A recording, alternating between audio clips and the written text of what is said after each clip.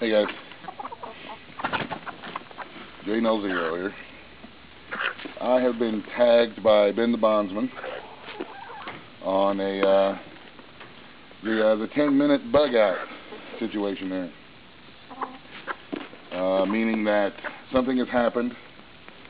You've got somebody at your door telling you you've got 10 minutes to get out or bad things are going to happen. Well, that's a rough one for me. With my wife being in the condition that she is, bugging out has never been in my plan. This is why we homestead. This is why we grow the garden and have our animals, because bugging out is not in my plan. But in his scenario, it's something along the lines of there's been a train derailment and a cloud of chlorine gas or some other kind of poison is coming down towards you, coming your way. You need to get out in 10 minutes because in about 30 minutes, if you stay here, you're going to die. So I'm taking that as it's a temporary bugging out situation, which is understandable. And you know, if somebody says you're going to die if you stay here, then we would have no choice but to go. First thing that I would put in the van would be my wife and start it up, and I would have my children grab their clothing items and put them in their backpack, an extra pair of shoes. Well, I would have them take their tennis shoes and their boots because you never know what you're going to be getting into, and of course sweaters and jackets. And if it's going to be a temporary, 3 or 4 day thing while we're waiting for it to clear up, then I've met some really good friends here since I've been on YouTube that are in my area that depending on which direction it's coming from, I could probably go to, and they would probably put us up, for a couple of days until we can come back out here. But in that kind of a situation, yeah, we would definitely bug out. Because, I mean, even though we want to stay here, if something bad happens and if something major happens, my plan has always been to just hold up here on the homestead and, continue living the way that we do. Bugging out is not really in my plan. I do have a bug out bag. I have 2 bug out bags. I have a bug out bag with, your standard bug out bag stuff in it. There's a bazillion videos out there on bags. And I have a medical bug out bag that's got my wife's extra syringes for her diabetes. We keep insulin in the refrigerator. It's got her extra blood sugar checkers, for checking the level of blood sugar, blood pressure cuffs. It's got a battery-powered cuff, and it's got manual cuffs and a stethoscope. And then I've got some fish mocks and some triple antibiotic ointments and bandages and ace bandages and ankle braces and extra toothbrushes and toothpaste, deodorant, soap, those kind of things. That would be a hygiene/medical bag that I would also take with us just in case, because I got to keep track of my wife's condition no matter what's going on in the world. So the 10-minute bug out, yeah, that's what we would do. I would have my children grab mostly the clothing items, jackets and extra shirt and extra pants, socks, shoes, and their boots. My kids also all have backpacks that are big enough to put all that stuff in, and we would leave with the expectation that we are coming back, because more than a couple of days, we've got animals to feed. We've got the chickens and the rabbits. We're soon going to have goats. We've got, of course, we take Mabel with us. And the cats. So that would be my 10-minute bug out. My 10-minute bug out would be, I wouldn't worry about the jars of food and the cans of food and stuff like that.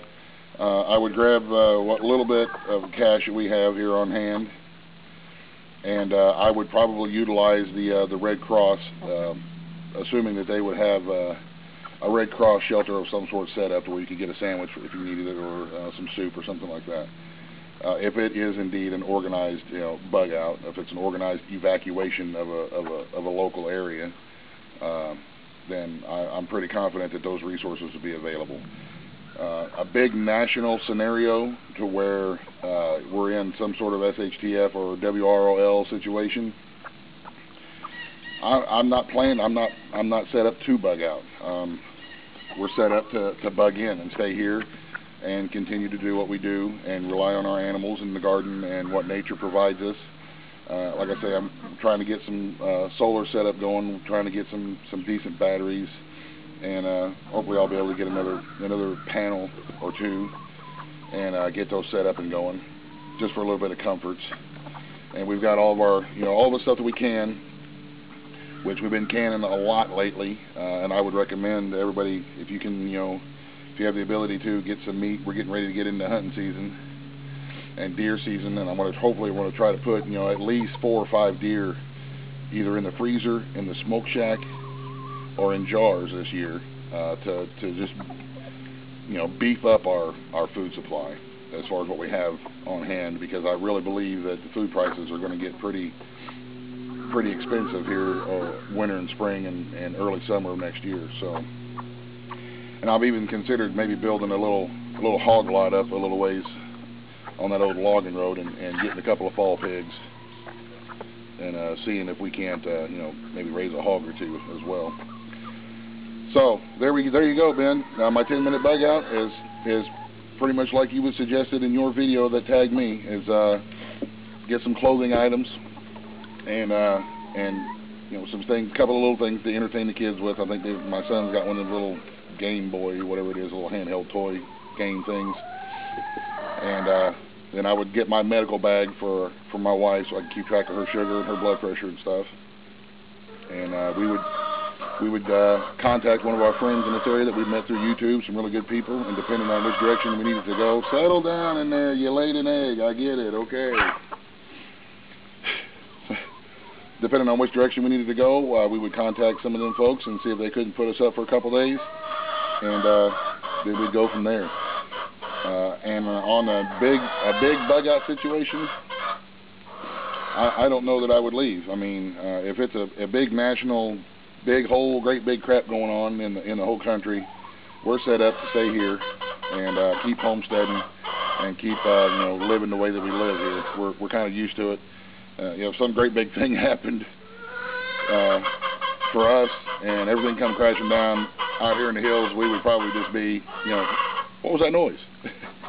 and hopefully that life would continue for us the way that it is, maybe just without power or something like that. So, which we've done before and we can do again. It's inconvenient, and but it's it's doable. So, and I am going to tag the guys over at Full Spectrum Survival. They got a pretty good channel. They got some really good videos on scenario situations, and I think they would have a really good take on bugging out. And I would like to see their take on bugging out, and because bugging out is a whole other animal, man. When you bug out, that's a whole different.